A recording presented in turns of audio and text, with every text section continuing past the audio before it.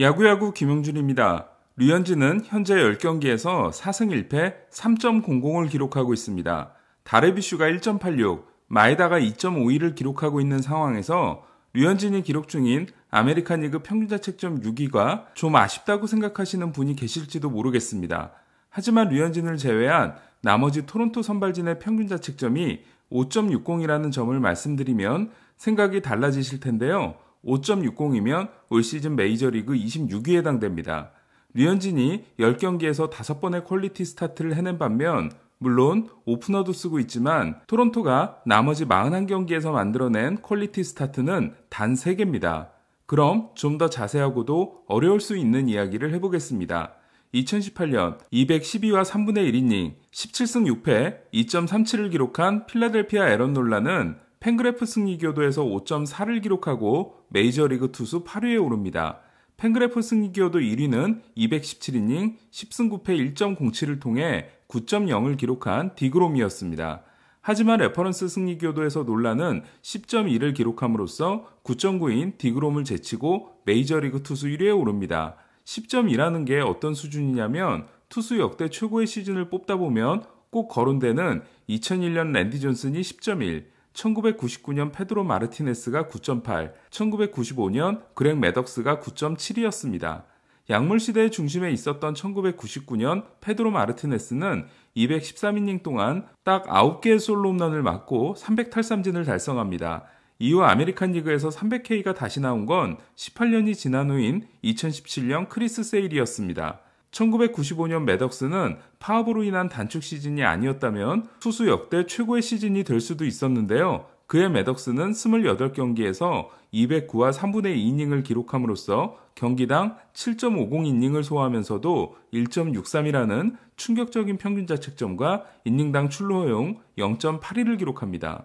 그리고 2001년 랜디 존스는 우리가 생생히 지켜본 시즌이죠. 그의 존스는 역대 3위에 해당되는 372개의 삼진을 잡아내고 4년 연속 300탈삼진에 성공합니다. 하지만 2018년 놀라의 시즌이 그의 디그롬은 물론 지금 소개해드린 다른 시즌들과 비교해서 더 뛰어난 시즌이었다고는 결코 말할 수 없을 겁니다. 그렇다면 이러한 왜곡 현상은 왜 생기는 걸까요? 문제는 전에도 한번 소개해드렸지만 팬그래프 승리교도가 수비 요소를 철저하게 배제하는 반면 레퍼런스 승리교도는 팀의 수비력을 너무 크게 반영하고 있다는 겁니다.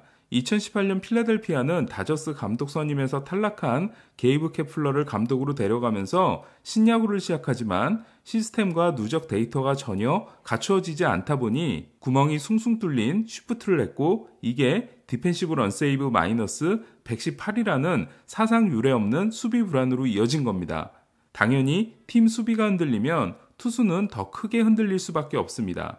문제는 레퍼런스 승리교도가 팀의 수비력을 소속 투수에게 일괄적으로 적용한다는 건데요. 그러니까 제이크 아리에타 경기에서 수비수가 실책을 하면 그게 에런 놀라의 성적에 반영이 된다는 겁니다. 이에 놀라는 RA9 디펜시브 수치에서 0.60의 대단히 높은 가산점을 얻게 됩니다.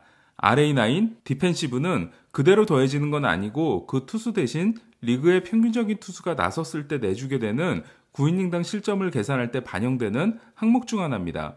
그렇다면 올해 류현진은 어떨까요? 지난해 류현진은 디펜시브 런세이브 1위 팀인 다저스에서 뛰었습니다. 그래서 감점이 오히려 0.81점이었습니다. 하지만 올해 류현진은 디펜시브 런세이브 꼴찌 팀에서 뛰고 있습니다. 이에 류현진은 2018년 놀라보다 더 큰 0.65의 가산점을 받고 있습니다. 파크 팩터, 상대팀의 득점력, 자기 팀의 수비력을 고려했을 때 2018년 놀라는 그 자리를 평균적인 투수가 대신했을 때 9이닝당 5.27점을 내주게 됩니다. 반면 올해 류현진은 그 자리에 리그 평균적인 투수가 오게 되면 9이닝당 5.99점을 내주게 됩니다.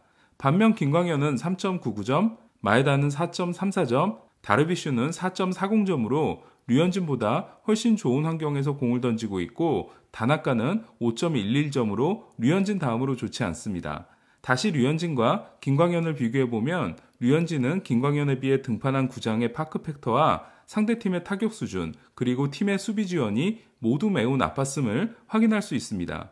현재 토론토는 49경기에서 디펜시브 런세이브 마이너스 41을 기록하고 있는데요. 이를 162경기 기준으로 환산하면 마이너스 136이 됩니다. 그러니까 2018년 필라델피아가 기록한 마이너스 118을 넘어서고 있는 겁니다. 문제는 2018년 필라델피아가 쉬프트 수비에서 심각한 문제가 있었던 팀인 반면 올해 토론토는 쉬프트 수비가 나쁜 편이 아니며 수비수들의 실력 자체가 떨어지기 때문이라는 겁니다. 올해 토론토의 경기는 재밌으면서도 고통스러울 때도 적지 않은데요. 분위기를 탄 젊은 타자들이 짜릿한 역전승을 만들어낼 때도 많지만 말도 안 되는 수비 실책과 주루미스로 허망하게 경기를 내줄 때도 많습니다. 실제로 토론토는 평균 89.4마일의 타구 속도가 89.8마일인 다저스와 89.7마일인 샌디에고에 이어 메이저리그 3위에 해당됩니다. 하지만 수비력은 메이저리그 꼴찌, 주루 플레이는 메이저리그 25위에 그치고 있습니다. 그리고 주루사는 메이저리그에서 가장 많습니다.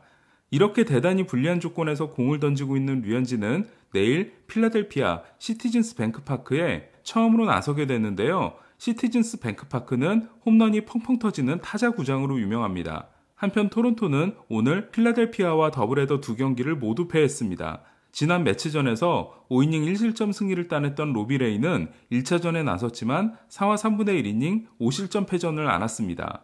매치는 좌한 선발을 상대한 경기에서 6승 13패인 반면 필라델피아는 좌한 선발을 상대한 경기에서 12승 8패입니다.